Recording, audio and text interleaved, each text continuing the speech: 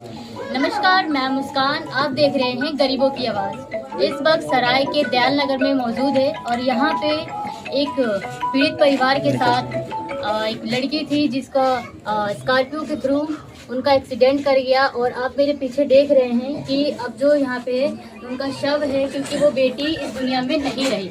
तो उस पीड़ित परिवार के पिताजी से हम बात करेंगे, पिताजी से बात करेंगे कि वो क्या कह रहे हैं, कैसे यह हादसा हुआ, तो हम जानेंगे। आपका नाम क्या है? सर, समझ सकते हैं कि जो दुख का जो समय है, मैं ऐसे सवाल नहीं पूछ सकती हूँ, पर दिखाना तो ज़रूरी है आपको। और अब बताइए कि कैसे हुआ था बिटिया जब घर से गई थी? तो बिटिया हमारी कॉलेज में गई थी, उसका BA पार्ट 1 का परीक्षा था। अब वो 5 बजे निकलती थी। उससे पहले हमारे पास फ़ोन आ गया किसी लड़की का, सिमरन नाम का, उसकी सहेली थी कि अंकल जी मनसा का एक्सीडेंट हो गया है, आप जल्दी आ जाइए। मैंने कहाँ आना है, क्या हुआ? तो उसने बताई कि मैं आपको एक मोबाइल नंबर सेंड कर रहे हैं, उस पर आप फ़ोन कर लेना। तो उसने जो मोबाइल नंबर हमें सेंड करी, उस पर हमने कॉल किया तो प्रिंसिपल थे। तो प्रिंसिपल सर के पास में उसी फ़ोन से माध्यम से हम मेट्रो अस्पताल में पहुँचे। मेट्रो अस्पताल में जाने के बाद पता चला कि हमारी बिटिया अभी दुनिया में नहीं रही। फिर आगे की प्रक्रिया हमें पता नहीं था कब कहाँ का एक्सीडेंट हुआ था। फिर उन्होंने बताया कि यहाँ एक्सीडेंट हुआ था, इसकी मौत हो गई है, बाकी लड़कियाँ 2 और हैं, उसको एडमिट कर रखा है। उसके बाद हमने बोला कि ठीक है आप दिखा दीजिए। तो उन्होंने 100 को भी दिखाया नहीं, शक्ल नहीं दिखाया। अब बोला कि आप ऐसा कीजिए, आप चले जाइए घर, इस टाइम रात को क्या ठहरना है। हम घर आ गए और सुबह बोला कि आप BK हॉस्पिटल से आके अपने डेड बॉडी को ले जाना। हम डेड बॉडी के लिए हम वहाँ पहुँच गए जी। वहाँ जब पहुँचते हैं सवेरे, उनके कहने के माध्यम से तो पता चलता है कि थाने से फ़ोन आता है कि आप वहाँ क्या करने चले गए, आपको किसने बुलाया? मैं आप लोगों ने तो बोला था कि वहाँ पे आ जाओ, यहाँ से आके बॉडी ले जाना, तो इसलिए हमें आ गए हैं। अतने नहीं, आप थाने में आ जाओ, अभी लिखने पढ़ना कुछ बाकी है, कई जगह साइन करनी है। अब 100 अभी मेट्रो मतलब अस्पताल में ही है, आप यहीं पे आ जाओ। तो हमने ये बोला था कि देखिए आपने बोला था यहाँ पर, हम आ गए, और 100 तो रात को ही यहाँ पे आ जाना चाहिए था, तो आप लोग 100 को छोड़ा ही क्यों? ये आपका काम था पहुँचाना। लगने नहीं, आप आइए, हमारे साथ ही बॉडी जाएगी, हम लेके चलेंगे, तो फिर आप वहाँ से डेड बॉडी ले जाना। फिर हम 1 घंटा बर्बाद किया, जाकर पुलिस चौकी में लिखा पड़े, जो कुछ हुआ करना तो उन्होंने किया। फिर हम पुलिस चौकी में वहाँ गए, कुछ हमारे लोग, हमारे परिजन लोग जो है, हमारे सहपाठी लोग थे, BK अस्पताल में ठहर गए। हम कुछ लोगों को लेकर वहाँ गए, फिर मेट्रो अस्पताल में गए। वहाँ जाते ही प्रक्रिया जब शुरू हुई डेड बॉडी की, तो उन्होंने कहा कि भाई आप ऐसा करो, गाड़ी कर लो, एम्बुलेंस कर लो। तो मैं तो सोचने लगा भाई गाड़ी हम अपने पैसे से खर्चा क्यों करूं? तो मैं फिर भी हमारे न चाहते हुए भी हमें उन्होंने कहा, तो हमें 800 रुपये के भुगतान करना पड़ा। उन्होंने 1000 रुपये बोला, हमने 800 बोला, 600 बोला था। हम लोग नहीं जी इतना नहीं होगा, आप अपना फिर और गाड़ी कर लीजिए। तो हमें 800 रुपये पे हम मान लिया। उसके बाद डेड बॉडी लाने की बात हुई, तो कह रहे हैं कि आप डेड बॉडी हमने रात भर रखा है, उसका चार्ज 2000 रुपये लगेगा। मैंने कहा ऐसा कहिए, आप डेड बॉडी हमें नहीं चाहिए, आप रख लीजिए, हमारे पास पैसा नहीं है, हम नहीं रखेंगे, हमें डेड बॉडी नहीं चाहिए। आप 15 दिन रख लीजिए, जब पैसा हो जाएगा तो हम 15 दिन बाद आके ले जाएंगे, जो चार्ज होगा आप कर लेना। तो बोला कि ऐसा नहीं होता है, ऐसा नहीं होता।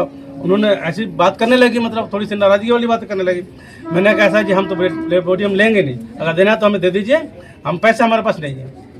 फिर हमारे एक मित्र हैं, राजू भाई अंसारी हैं, तो वो साथ में ही थे। उन्होंने कुछ समझाया उनको, भाई गरीब आदमी हैं, ऐसे हैं वैसे हैं। तो उनके समझाने मात्र से, चाहे वो समझ गए हों या पुलिस वाले ने पैसे दिए हों, ये हम बात नहीं कर सकते, ये क्लियर नहीं है।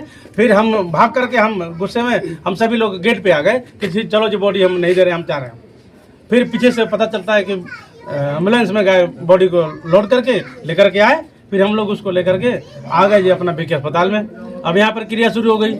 अब जी हम पुलिस वाले के साथ हम बाइक पर आए। अब कहते हैं फोटोकॉपी करानी है, ये करानी है, वो करानी है। फोटोकॉपी कराने के लिए ठीक है, चलो साथ में चले गए। साथ में चले गए तो वो जो भी प्रक्रिया, फोटो की पैसा जो लगना है, 100 200 जितना भी है, वो हमारे जेब से लगना है जी, वो हमने पैसा दिया। मतलब इस 200-400 रुपये भी खर्च जो हो रहे हैं, वो हम ही खर्च कर रहे हैं और हमने पैसा दिया।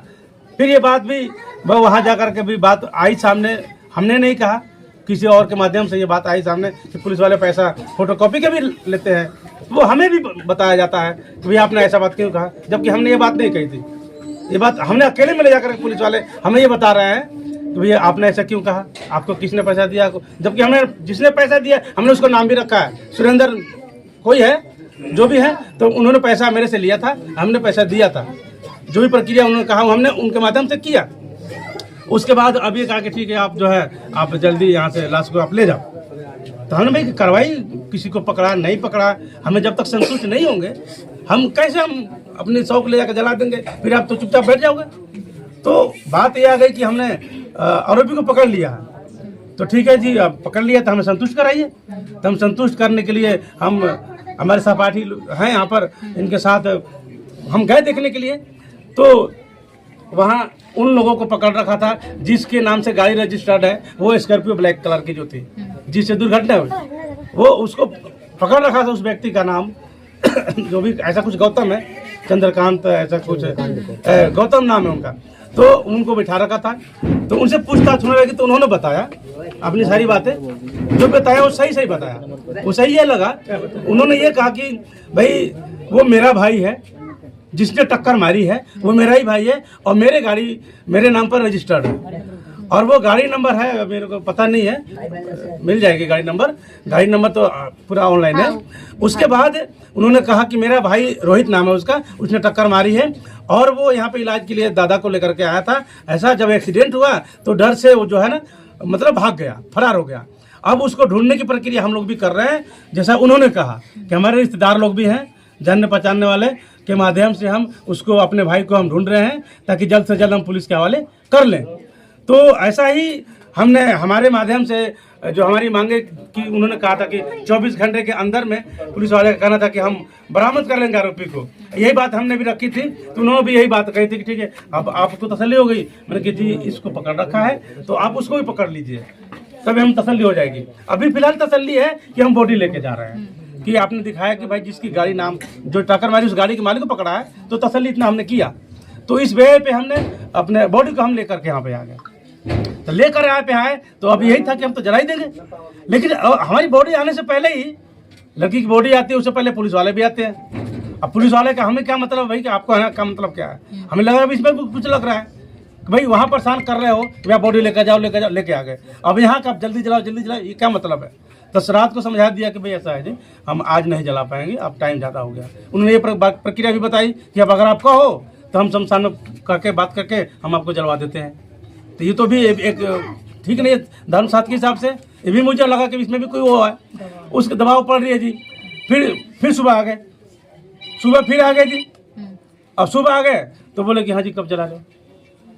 फिर भी हमने बताया जी गाँव से हमारे परिवार लोग आ रहे हैं और वो आएंगे तभी हम कोई डिस्कस करेंगे, तभी इस प्रक्रिया के बारे में बताएंगे। बोले कि ठीक है जी, वो चले गए। 1 घंटे बाद फिर आ गए। अब फिर जब आए तो वो भी कोई टेंशन नहीं, आपका नाम क्या है, बिटिया का नाम क्या है, कहाँ रहते हैं, कौन क्लास में पढ़ती है, क्या करने वहाँ गई थी। अब ये बार सवाल मुझसे पूछो, गुस्सा नहीं आएगा? मैंने किसी में बोल दिया था ये बातें कि हम लास्ट को हम जला ही नहीं रहे, अब जाओ जो कर रहे कर लो। ये हमने पूछा था। अब गाड़ी का नंबर पूछ रहे हैं, सब सारी चीजें ऑनलाइन हो चुकी है, सारी चीजें ऑनलाइन हो चुकी है। तो फिर बार मेरे से पूछने का कोई फर्ज बनता ही नहीं है। तो हमें ये टॉर्चर किया जा रहा है, मुझे ऐसा लग रहा है कि मुझे परेशान किया जा रहा है। और परेशान वाकई में मैं परेशान हो चुका हूँ मैं इन लोगों से। आपको क्या लगता है कि पुलिस प्रशासन का रवैया आपके प्रति कैसा रहा? देखिए पुलिस की वजह से जो भी प्रतिक्रिया उनकी थी, जो हमने मांग रखी थी कि हम उन्होंने बोला था 24 घंटे में हम कर लेंगे, तो उन्होंने आज ये प्रक्रिया उन्होंने पूरा करके दिखाया है। जैसा कि उन्होंने वीडियो क्लिप के माध्यम से या वो फोन के माध्यम से बात हुई या ये नेट के माध्यम से भी पता चल रहा है कि आरोपी जो था रोहित नाम था, वो पकड़ लिया उन्होंने।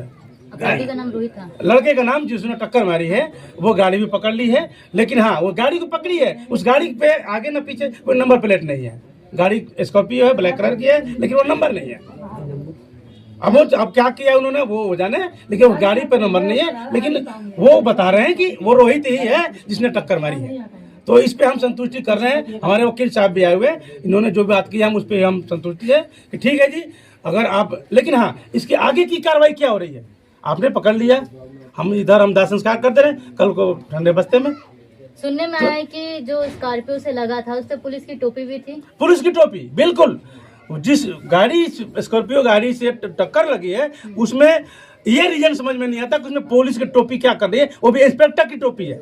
और बिना नंबर और प्लेट और उसके बारे में किसी की बात कोई चर्चा नहीं कर रहा है, ना कोई पुलिस वाले बता रहा कि टोपी क्या कर रही है। तो मतलब उसके लिए टाल मटोल कर दिया जा रहा कि होगा किसी का, या उसका कोई मायने नहीं रखा जाता, तो ये किसी रिश्तेदार के हो गए। तो ये चीज़ें हैं। तो ये कहीं ना कहीं ऐसा हमें लग रहा है कि इस केस को दबाने की कोशिश की जा रही है। तो अभी हमें इंसाफ चाहिए, पूरी तरह इंसाफ चाहिए। जी जी, ये लड़की का पिता का ये कहना है कि इनको इंसाफ चाहिए, जो कि फैक्ट है। इंसाफ बहुत ही जरूरी है, क्योंकि ये एक जिंदगी गई है इन परिवार में से। एक घर की जो बेटियां थी, जो पता है कि घर की रौनक बेटियां ही होती है, और इन घर का एक चिराग बुझ गया है। तो इससे आप समझ सकते हैं दुखित परिवार का। और हमारे साथ में और भी लोग बैठे हैं, तो उनसे हम बातचीत करेंगे। सर, आपका नाम क्या है? मैडम जी, एक बात भी करना चाहूंगा मैं प्रशासन से बात और करना चाहूंगा मैं कि आज तो हमारी बेटी गई है, वहाँ पे ना कोई चेक पोस्ट है, ना कोई यहाँ पर बैरियर है। हमारी आज बेटी गई, कल कोई और बेटियां जाएंगी, इसके जिम्मेदार कौन है? वहाँ पे कोई फोटो कैमरा वाला या कोई सीसीटीवी कैमरा है कि नहीं है? कोई गाड़ी नहीं खड़ी होती, पूछने पर कहते गाड़ी थी, और गाड़ी थी तब गाड़ी कहाँ थी? तो गाड़ी इधर उधर गई होगी। अरे आपको पता है कि इतने बजे पुलिस कॉलेज की छुट्टियां होती हैं, तो उतने बजे आपको वहां होना चाहिए, आप उधर उधर क्या करने जा रहे हो? तो ये कहीं ना कहीं प्रशासन की कमियां हैं कि कल कोई और भी हादसा हो जाए वहां पर। ये चाहते हैं कि हादसा होता ही रहे, क्राइम होता रहे और होता रहे। जी बिल्कुल, इनकी बातों से ऐसा लग रहा है कि कहीं ना कहीं पुलिस की ये लापरवाही के कारण आज ये हादसा हुआ है, और न जाने ऐसी कई हादसा होते आ रही है।